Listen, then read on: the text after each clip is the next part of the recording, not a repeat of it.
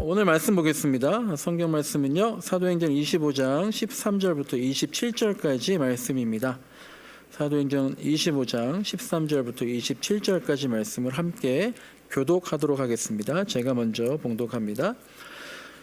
우리 수일 후에 아그리빠 왕과 버니게가 베스토에게 문안하러 가이사라에 와서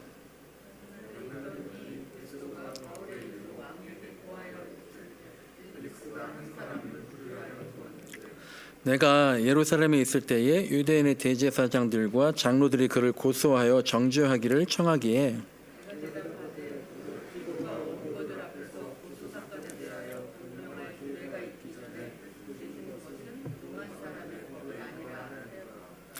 그러므로 그들이 나와 함께 여기 오매 내가 지체하지 아니하고 이튿날 재판 자리에 앉아 명하여 그 사람을 데려왔으나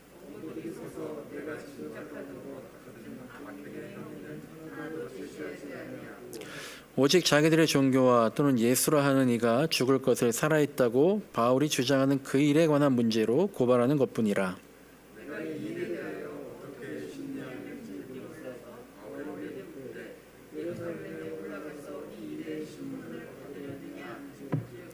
바울은 황제의 판결을 받도록 자기를 지켜주기를 호소하므로 내가 그를 가이사에게 보내기까지 지켜두라 명하였노라 하니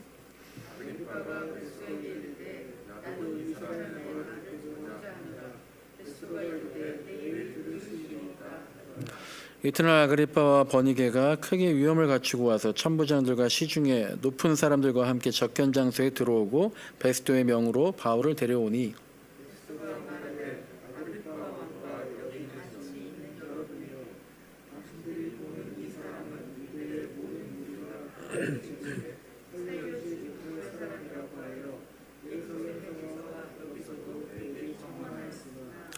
내가 살피건대 죽일 죄를 범한 일이 없더이다. 그러나 그가 황제에게 상소한 거로 보내기로 결정하였나이다.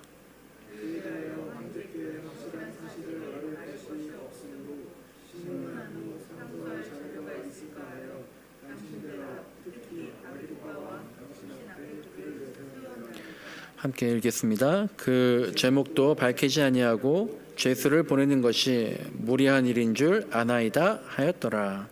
아멘. 네, 이제 오늘 본문 말씀도요. 이제 한번 지금 이렇게 보면은요, 사실은 이게 오늘 우리가 무슨 상관이 있나 하고 이제 그렇게 생각이 될 수 있는데요. 오늘 이제 같이 나눌 말씀의 제목은 발끝이 땅끝이다. 발끝이 땅끝이다라는 주제로 말씀을 나누려고 합니다. 먼저 이제 지난주에 나눈 말씀들을 잠깐 돌아보겠습니다. 오늘 기도하실 때 지난주에 또 말씀 나눈 것들을 많이 기도해 주셨는데요. 이제 앞으로도 제가 이제 계속 말씀드렸지만 제가 이제 계속 이 얘기를 많이 들으실 거예요. 한 가지만도 족하다. 좋은 걸 택해라. 하나라도 기억해서 우리가 성숙해지자라는 게 제 바람입니다. 지난주에 제가 먼저 예배에 대해서 잠깐 말씀을 나눴죠. 예배란 무엇인가? 부르심에 대한 응답이다라고 말씀을 드렸죠. 예배가 뭐냐? 그리고 예배가 왜 시작되었는가? 살기 위해서 시작되었다 그랬죠. 이스라엘 백성들이 출애굽 살기 위해서 애굽을 탈출하고 하나님께서 부르신 그곳 광야는 말씀이 있는 곳이다. 그곳으로 가서 했던 것이 예배의 시작이다라고 말씀을 드렸죠. 그래서 예배는 언제 드리는 거냐? 자, 예배가 뭐냐? 그리고 예배가 왜 시작되었는가? 그리고 언제 드리는 거냐? 살기 위해서. 우리가 맨날 살아야 되잖아요. 그러니까 매일 내 삶 속에서 드리는 게 예배다라는 그런 말씀을 드리면서 주일이 왜 생겼고 또 우리가 그렇게 주일 예배 때 더 충만한 예배를 드리기 위해서는 예배 미학적인 좀 디자인이 필요하다. 또 우리 성도의 참여가 좀 필요하다. 내 성도의 고백, 간증이 모두에게 들려지는 것들이 필요하겠다. 그런 말씀을 나눴고요. 그리고 이제 사도행전 본문 말씀을 보면서 억울함에 대해서 우리가 잠깐 또 말씀을 나눴죠. 억울할 때 어떻게 해야 될까? 억울할 때. 오늘도 사실 본문 보면은요. 이게 무슨 내용인지라고 보면 또 사도 바울의 억울한 내용들이 많이 있어요. 그 억울할 때 우리가 어떻게 해야 될까? 주님을 만나야 되는데 주님의 품에 안겨야겠다. 주님의 품에 안기는 것, 그렇게 억울함을 풀어주는 게 복음이었다. 예수님이 그렇게 하셨다라고 말씀을 드렸죠. 그래서 가늠한 여인의 억울함, 또 남편이 5명이나 있었던 사마리아 여인의 억울함, 그리고 멸시의 눈초리만 받았던 세리 마태와 또 세리 삭개오의 억울함, 그런 것들 예수님께서 다 품어주시고, 잃은 양의 억울함, 또 2렙돈을 헌금했던 가난한 과부의 억울함, 그리고 이제 십자가에 달렸던 강도의 억울함이라든지, 그리고 예수님에게 윗자루를 내주고 내려와야만 했던 세례 요한의 억울함이라든지, 예수님과 함께 같은 자리에 제자들과 있지 못해서 예수님 못 봐가지고 너는 왜 보고만 믿냐라고 들었던 그 도마의 억울함이라든지, 또 금쪽 같은 장남을 저렇게 눈앞에서 모욕당하고 죽어가는 것을 보는 그 어머니 마리아의 억울함이라든지, 이러한 억울함을 품어주셨기 때문에 예수님이 외쳤던 소리가 남달랐고, 그렇기 때문에 예수님의 소리가, 그 외침이 복음이 될 수 있었던 것이다 라는 그런 말씀을 나눴습니다. 그래서 이런 말씀을 드렸고, 우리도 그런 예수님을 만난 체험이 있어야지 동행할 수 있는 거다. 그리고 우리도 사람들의 억울함을 풀어주면서 품어주면서 동행할 때에 복음이 전파된다, 이런 말씀을 나눴죠. 오늘은 이제 아까 말씀드린 것처럼 발끝이 땅끝이다, 땅끝이 발끝이다 라는 주제로 말씀을 나누면서요, 제가 이제 결론에서 이런 말씀을 드리려고 해요. 발끝은 더럽다라는 거예요. 발끝은 더럽다. 더럽지 않은 사람이 없다. 문제는 더러워지지 않는 게 아니라요, 더러워진 내 발끝을 어떻게 소통해서 문제를 풀어가느냐, 어떻게 정결하게 하느냐, 그게 더 중요하다라는 것들을 결론에 또 말씀을 드리려고 합니다. 이제 그러면서 이제 오늘 본문을 통해서 잠깐 한 가지 살펴보려고 하는데요. 그건 이제 바울이 지금 총독에게 끌려갔잖아요. 로마 총독에게 끌려갔어요. 이 로마 총독이라는 사람은 유대 땅을 다스리는 로마에서 파견한 총독인데요. 이 총독한테 끌려와서 바울이 얼마나 오래 갇혀 있었느냐 하는 겁니다. 바울이 얼마나 있었나 하면은요, 유대 총독이 바뀌었어요. 전임 총독이 벨릭스라는 사람이었는데, 이 벨릭스가 물러나고 신임 총독인 베스도가 등장을 합니다. 취임을 했어요. 그게 바로 이제 오늘 본문 13절부터 나오는 베스도라는 사람, 신임 총독이에요. 그런데 바울은 이 신임 총독이 아니라 전임 총독 때부터 갇혀 있었는데요. 사도행전 24장, 오늘 본문이 25장인데 24장 27절을 보면 이런 말씀이 있어요. 이태가 지난 후에 베스도가 벨릭스의 소임을 이어받았다. 그러니까 이태가 지나니까 2년이 지났다는 거예요. 2년이 지난 후에 총독이 바뀌었다는 겁니다. 즉 바울이 얼마나 갇혀 있었느냐? 바울이 잡힌 지 벌써, 감옥에 있은 지 벌써 2년이 지났다라는 거예요. 그래서 이제 신임 총독이 부임을 했는데 24장에 보면은요, 이런 말씀이 나와요.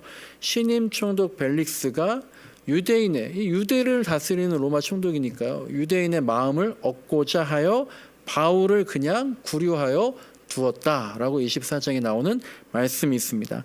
왜 그랬냐면 오늘 본문 18절과 19절에 나오는 것처럼요, 바울에게 보니까 막 고소해가지고 고소고발 내용을 들어보니까 딱히 바울이 어떠한 사회법을 위반한 게 없어 보였던 거예요. 그런데 유대 총독의 입장에서는요, 야, 바울이 보니까 특별히 죄명은 없는 것 같다.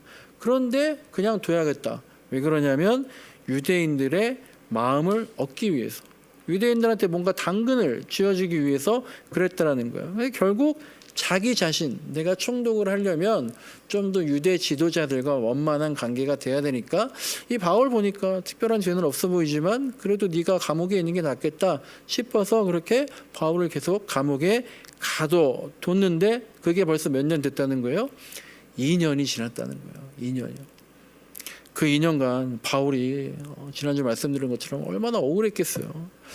보니까 이제 옛날에 우리가 다 기억했던 아픈 사건 중에 화성 연쇄 살인 사건이라고 있잖아요. 그 화성에서 일어난 연쇄 살인 사건의 범인이 억울하게 누명을 쓰고 20년을 감옥에서 있다가 나왔잖아요. 또 영화 이제 7번 방의 선물이라는 그 영화의 실제 주인공이라는 사람이 있는데, 그분도 범인이 아닌데 억울하게 잡혀서 막 계속해서 고문을 하면서 하니까 내가 살인했어요 라고 허위 자백을 해서 15년을 살려서 나왔는데, 나와가지고 뇌출혈이 나서 쓰러지고 치매로 고문하다가 이렇게 죽었다 그러더라고요. 바울은 2년 있었거든요. 근데 이분들은 15년, 20년 억울하게 감옥에 있었던 거죠. 바울이 훨씬 짧은 시간이긴 했지만 그 2년도 사실 얼마나 긴 시간이었어요. 제가 이제 우리 동해한빛교회를 개척을 준비한 기간이요. 아무리 길게 잡아도 1년이거든요. 그리고 1년이 결과적으로 보면은요, 제가 계속 말씀드렸던 것처럼 모든 게 기적이고요. 정말 기적의 시간들이었음에도 불구하고요. 지금 벌써 이제 불과 몇 달 전인데 그 시간들을 관통할 때에는 제가 그 시간을 계속 걸어갔을 때는 아까 기도했던 것처럼 많은 두려움이 있었고요. 되게 답답하고 초조하고 이게 앞으로 어떻게 될까? 이게 잘 될까? 전전긍긍하면서 정말 하루하루를 정말 앞으로 어떻게 되나 하루하루 불안하고 긴장의 연속이었어요. 목사님 믿음으로 하셔야죠. 그렇죠. 믿음으로 하죠. 하지만 동시에 불안함이 그 초조함이 계속 있었던 거죠. 근데 제가 바울처럼 어디 갇혀 있는 게 아니라 제가 알아보려면 알아보고 찾아보려면 찾아보고 가볼 수 있으면 가보고 만날 수 있으면 만나보고 그렇게 자유롭게 다닐 수 있고 행동할 수 있었는데 그래도 답답하고 불안했는데 바울이 2년 동안 갇혀 있으면서요. 바울의 목표는 뭐예요? 지금 바울 시대 사람들은요, 예수님께서요, 이 세대가 가기 전에 내가 다시 올 것이다 그러기 때문에 내가 빨리 복음을 전해야 되는데 예수님 재림하시기 전까지 내가 빨리 복음을 전해야 되는데 내가 지금 여기서 갇혀 있어서 어떻게 하나, 뭐 하고 있나? 그게 오히려 더 조바심과 초조함이 바울은 엄청나게 많았을 텐데도 불구하고 그 모든 상황을 바울이 어떻게 견딜 수 있었을까? 여러분들도 아마 조금씩은 다 있으실 거예요. 저도 그렇고요. 조바심이 있어요. 근데요, 그래서 이미 뭔가를 좀 이뤘다, 성공했다, 이제 그런 사람들의 말을 들어보면은요, 다 한결같은 말이 하나가 있어요. 뭐냐면 인내하라고, 기다리라고. 그렇지만 그게 쉽지 않죠. 또 그러니까 쉬운 게 아니니까 성공한 사람들이 한결같이 하는 말이 바로 그런 거예요. 기다릴 수 있어야 된다는 거예요. 그런데 저는 벌써 조급해요. 우리 지금 예배 3번째 드리는 거잖아요. 그러니까 8월 22일 날 예배를 처음 드리고 드디어 막 교회 건물과 이게 8월 22일 날 예배 드렸는데 8월 20일 날 요게 이제 이렇게 딱 이렇게 되면서 드디어 교회 건물과 성도가 이제 실제로 눈에 보이게 됐는데 드디어 뭔가 막 이루어지고 있는 것 같은데 저는 조바심이 한 2주 지나니까요. 바로 드는 생각이 막 그런 거예요. 이제 앞으로 이 교회를 어떻게 성숙시킬까? 어떻게 좋은 교회로 만들까? 어떻게 내가 맨날 넥스트 노멀, 위드 코로나 얘기하면서 그랬는데 어떻게 이제 이 교회를 넥스트 노멀 시대에 모델이 되는 교회로 만들까? 어떻게 결실을 맺을까? 벌써 막 그 생각을 하고 막 하나님보다 앞서 나가고 있는 거예요. 제가 막 이제 우리 교회를요, 제 목표가 막 100명이 나오는 교회, 1000명이 나오는 교회, 그런 교회로 부흥시키려는 계획을 갖고 있는 게 아니지만, 나름 욕심이 많더라고요, 제가. 어쨌든 하나님께 제가 칭찬받는 교회, 그리고 이웃에게 좋은 소문이 나서 또 영혼을 막 구원하는 그런 교회로 만들고 싶은 의욕이 막 저만치도 앞서 가더라고요.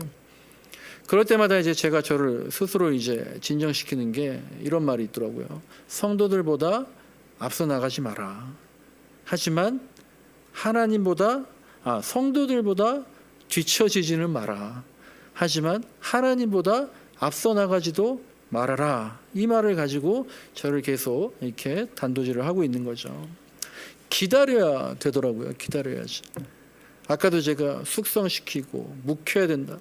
기다려야 되는데 기다린다고, 그런데 기다리고 인내한다고 해서 그러기만 하면 그래 기다리겠어, 인내하겠어, 그러기만 하면 다 내 계획대로 되는 것도 아니다라는 걸 이 사도행전 묵상하면서 깨닫게 되는 거예요. 기다림의 목적, 제가 이제 아까 사람들이 얘기할 때 기다려라, 인내라 그런다 그랬는데 기다림의 목적, 우리의 기다림의 목적이 뭐냐? 기다림의 목적이 나의 무엇을 이루려고 하는 것이 아니라 하나님의 뜻을 이루기 위해서 기다려야 된다는 거거든요. 여러분, 바울이 금쪽 같은 그 2년의 시간을 기다렸는데요. 그의 말년이 어땠습니까? 여러분들이 이번 주에 이제 큐티를 묵상하시면요, 바울의 마지막 모습이 나오거든요. 바울이 2년이나 지나서 드디어 내가 가고 싶었던, 가야 했던, 바라던 대로 로마로 가게 됐어요. 그런데 잘 갔습니까? 배 타고 가다가 풍랑을 만나가지고 죽을 뻔하죠. 그런데 그 사이에서 하나님의 기적으로 또 하나님께서 역사하셔서 살아나고 멜리데 섬이라는 곳으로 표류해서 가게 돼요.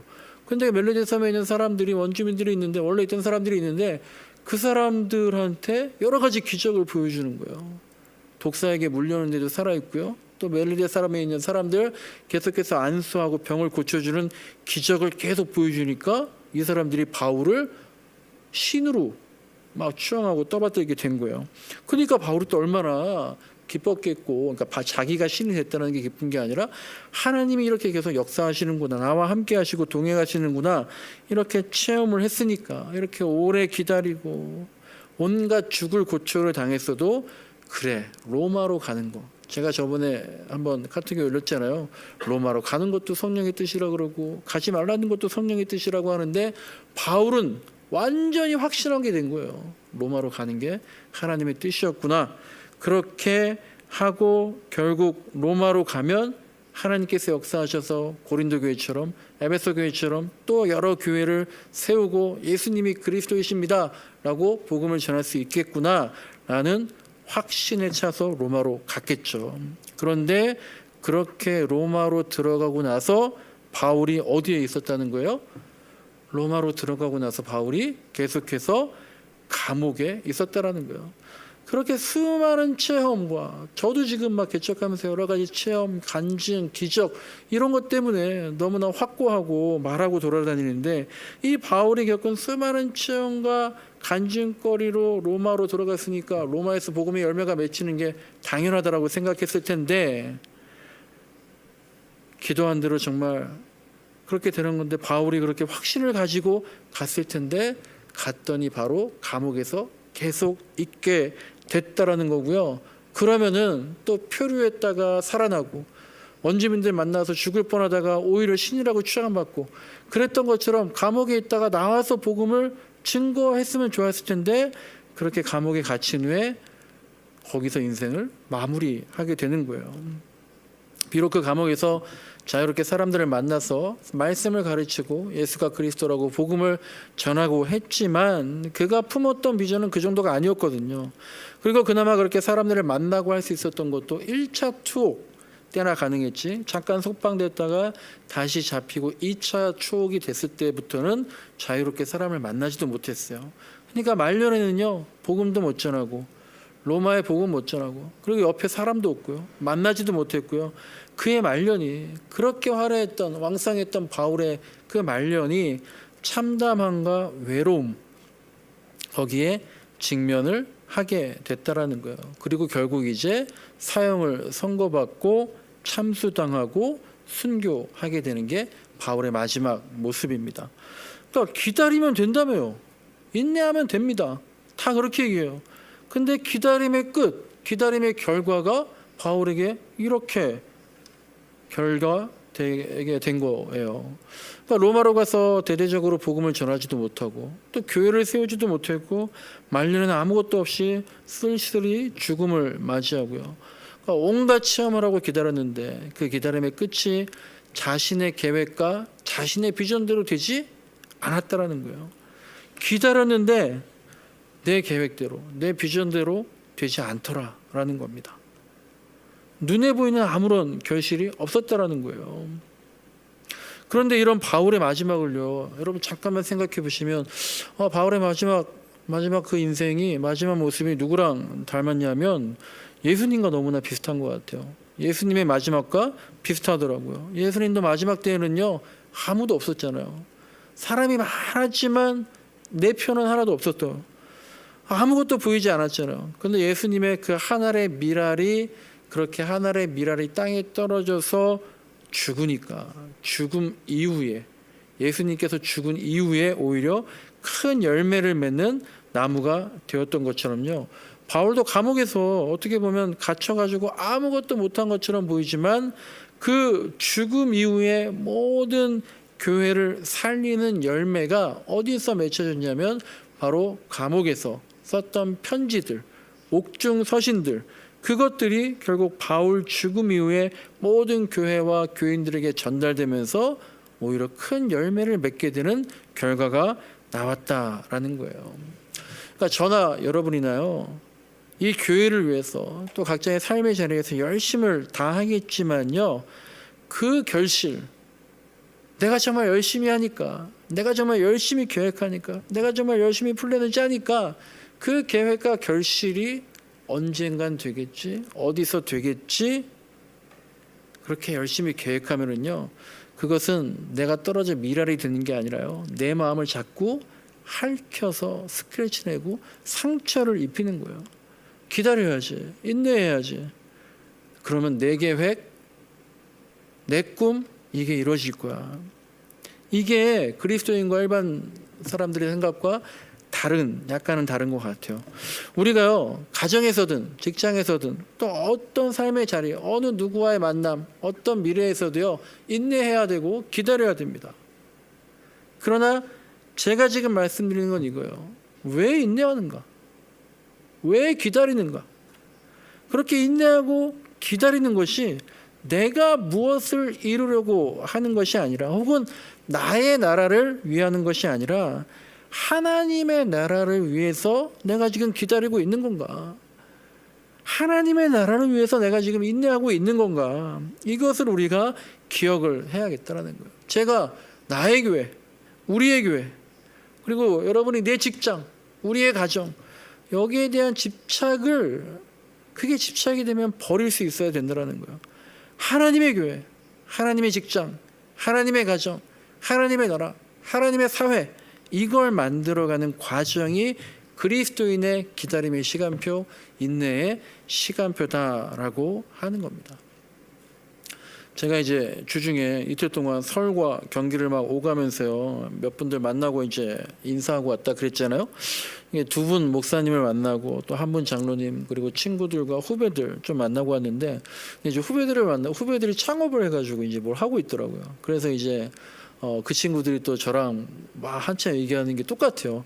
어떻게 하면 지금 아무도 모르는 이 회사를 정말 노출시키고 활성화시키고 해서 사람들에게 알려줄까 하는, 저는 교회, 그 친구들이 교회 후배인데 다른 어떤 일을 하는, 정말 그래서 막 재미있는 얘기들을 많이 했어요. 막 컨텐츠에 대한 얘기도 많이 하고.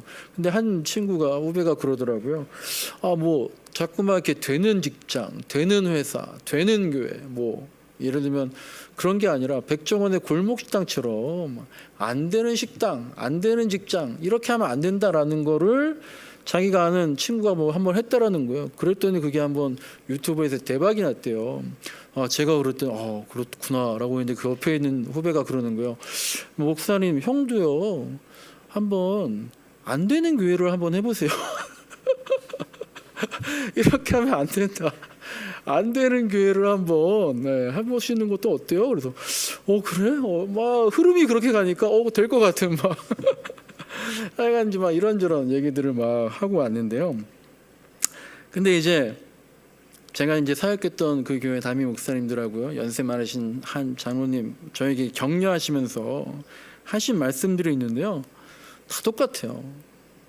다 똑같더라고요. 여러분은 후배라든지 아니면 제자라든지 뭐 어떤 뭐 또 저한테라든지 어떻게 격려의 말을 하라 그러면 어떻게 하시겠어요? 아까 여태까지 얘기한 것처럼 인내해라, 기다려라, 그런 말도 있죠. 근데 이분들이 하시는 말씀이 다 한결같죠. 이다론 목사, 겸손해라, 그리고 잘 들어라, 그리고 또 하나는 말을 조심해라. 이런 말씀들 하시더라고요. 내가 이거 했더니 저거 했더니 이 목사님 어떻게 뭐 하는 거 봤더니 어떤 눈에 보이는 막 그런 게 아니라요, 하나는 겸손해라, 또 하나는 말하기보다 잘 들어라, 또 하나는 말을 조심해라 라는 거예요. 그러면서 이제 한 분이 저한테 하신 말씀이요, 바로 오늘 설교 제목이에요. 발끝이 땅끝이에요. 그러는 거예요. 땅끝이 발끝이다. 발끝이 땅끝이다. 전도라는 게, 선교라는 게요, 땅끝까지 복음을 전거하라 그랬는데 땅끝까지 가라는 게요, 멀리 가는 게 아니라요, 내 발끝에서부터 시작이 되고 내 발끝이 결국 돌고 돌면 땅끝이다 라고 말씀을 하시더라고요. 그러니까 결국 지금 여기가 땅끝이니까 여기서부터 복음을 전하고 계속 전하다 보면 땅끝까지 전하는 그 시작이 바로 내 발끝이다라는 거예요. 그러니까 결국 제가 지난주에 말씀드렸던 것처럼 삶이 예배다. 내 삶의 자리가 날마다의 내 삶의 자리가 예배의 자리다라는 것과 똑같은 의미인 거죠. 근데 제가 이제 거기에 대해서 이 말씀을, 그 말씀 되게 인상 깊게, 발끝이 땅끝이다, 그 말씀을 듣고 제가 이 말씀들을 묵상하면서 이런 생각이 들더라고요. 발끝이 땅끝인데 제가 이제 아까 처음에 말씀드린 것처럼 발끝은 어떻다라는 거예요? 내 발끝은 더럽다라는 거예요. 신발은 더럽다라는 거예요. 그리고 많이 걸으면 걸을수록, 내가 땅끝까지 걷겠어, 많이 걸으면 걸을수록 더 더러워진다라는 거예요. 그래서 우리가 성경에 보면 다 한두 번씩 들어보신 것처럼 정결법이라는 게 있잖아요. 유대인들의 정결법이 그런 거잖아요. 발에 묻은 먼지를 떨고 씻어내는 것. 그러니까 우리가 출애굽 때 성막이 있었는데 그 성막이 들어가면 앞에 뭐가 있었어요? 물두멍이라는 게 있었거든요. 그리고 이제 솔로몬 시대는 성전이 있었는데 그 성전 들어가면 앞에 뭐가 있었냐면 놋바다라는 게 있었거든요. 거기에 물이 다 차 있고 들어가서 제사 드리기 전에 먼저 정결하게 씻고 제사를 드려라라는 거거든요. 그러니까요, 우리 몸은 어떻다라는 거예요? 우리의 발끝은 어떻다라는 거예요? 더럽다라는 거예요. 너희들 더러우면 안 돼. 여러분 더러우면 안 됩니다. 절대로 더러워지지 마세요. 라고 하나님께서 말씀하시는 게 아니라요, 더러울 수밖에 없는데, 많이 다닐수록 더러운데 중요한 건 뭐예요? 그 더러운 걸 계속 정결하게 씻어라 라는 거예요. 그러니까 정결이라는 건 뭐냐면요, 깨끗하다는 건 뭐냐면요, 더러워지지 않게 하라, 이게 아니라요, 더러운 것을 씻어라 라고 하는 게 정결의 의미다라는 거죠. 정결은 신발을 더럽히지 않는 게 아니라 더러워진 신발을 깨끗게 하라는 거예요. 한번 생각해 보세요. 깨끗하게만 한 사람이 어디 있어요? 문제를 일으키지 않는 사람이 어디에 있어요? 저나 여러분이나 한번 정말 맘먹고 털기 시작하면 먼지 털어서 먼지 안 나올 사람이 없잖아요. 다 문제가 있고요. 다 이렇게 먼지가 있는 거예요. 그러니까 내가 털어서 먼지 안 나올 사람이 돼야지. 아무리 털어봐, 난 없어. 그게 목표가 아니라요, 내 신발이 더러워지지 않게 요리조리 피해 다니고 그런 게 목표가 아니라요, 그리고 내 발끝이 더러워져서 깨끗하게, 이 더럽지 않게 깨끗하게 보이려고 남 탓하고 비교하고 하는 게 그런 게 아니라요, 더러운 먼지 쌓인 내 신발을 어떻게 깨끗하게 하느냐, 이게 중요하다라는 거죠.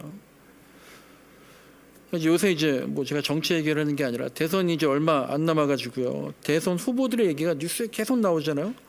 정말 이제 보면은요, 뭐 아전 인수격으로 뭐 자신들의 얘기만 하잖아요. 또 다 내로남불이잖아요.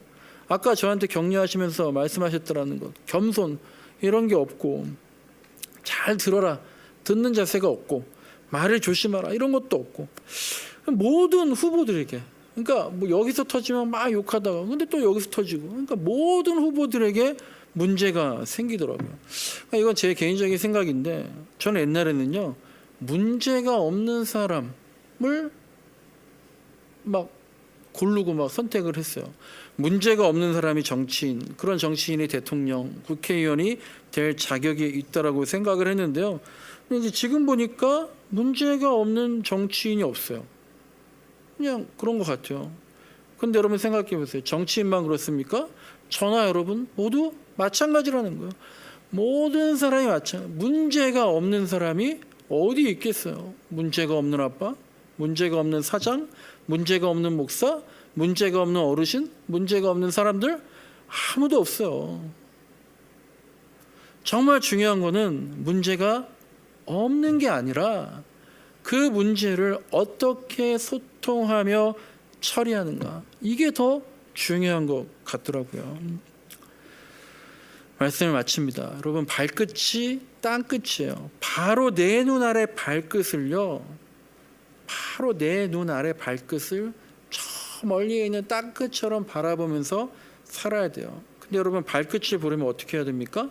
여러분, 발끝 한번 봐보세요. 각자의 발끝을 보려면 머리를 숙일 수밖에 없어요. 아, 발을 올려서 보는군요. 아, 거기까지 생각 못했네요. 네, 하여간 이제 저는 머리를 숙여서 발끝을 봅니다.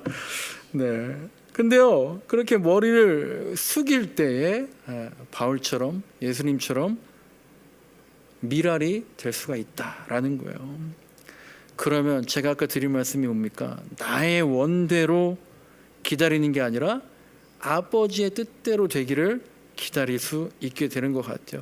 그렇게 겸손하게 머리를 숙이고 발끝을 볼 때에, 그리고 그럴 때야 내 발에 묻은 더러움을 떨어낼 수가 있다라는 겁니다. 그렇게 나의 욕심을, 내 욕심, 이다lud의 욕심, 여러분의 욕심을 떨어버릴 때야 우리가 진정한 평안함. 로마 교회가 아니라 어디에 있었어요? 로마 감옥에 있었어요. 그렇게 로마 감옥에 갇힌 바울과 같은 상황이 우리한테 닥쳐오더라도요, 바로 거기가 하나님이 마련해 주시는 피난처다. 이걸 우리가 겸손히 내 발끝을 바라볼 때에 고백할 수 있게 된다는 겁니다. 여러분, 계속 말씀드리는 것처럼 여기에 교회가 있습니다. 여기 교회가 있어요. 우리 동해 한빛 교회가 있습니다. 우리 교회가요, 좀 반어적으로 말씀드리면 더러워졌으면 좋겠어요. 우리 교회 발끝이 더러워지면 좋겠어요. 발끝이 더럽다는 거는요, 그만큼 부지런히 많이 다녔다는 거고요. 실제로 여기 바닥이 더럽다는 건요, 그만큼 동네 사람들이 많이 왔었다는 거예요. 그만큼 부지런히 많이 다녔다는 거. 그리고 발끝이 더럽다는 건 그렇게 많이 다니고 그만큼 많이 인내하고 기다렸다라는 거예요. 그래서 우리 동해 한빛교회와 또 각자가 성전인 저와 여러분의 몸을 통해서 지금 마치 혹 누가 감옥에 갇혀 있는 그런 상황에 처해 있는 성도들, 또 지역 주민들, 또 그렇게 어려움이 있는 가정들, 또 주변 사람들에게 우리 동해 한빛교회가, 그리고 저희가 피난처와 같은 곳이 되었으면 참 좋겠습니다. 우리가 더 먼 곳, 더 원대한 꿈, 우린 더 멀리, 더 높이, 그런다고 머리를 꼿꼿이 세우고 그렇게 하는 것이 아니라요, 그저 겸손하게 머리 숙여서 내 발끝을 바라보는, 그래서 내 미랄을 떨어뜨릴 곳이 어디인가, 이것을 찾아보는, 그래서 우리 모든 예배의 자리에서 피난처 되시는 하나님을 직면할 수 있게 하는 그런 저와 여러분의 삶이 되시기를 간절히 소망합니다. 우리 같이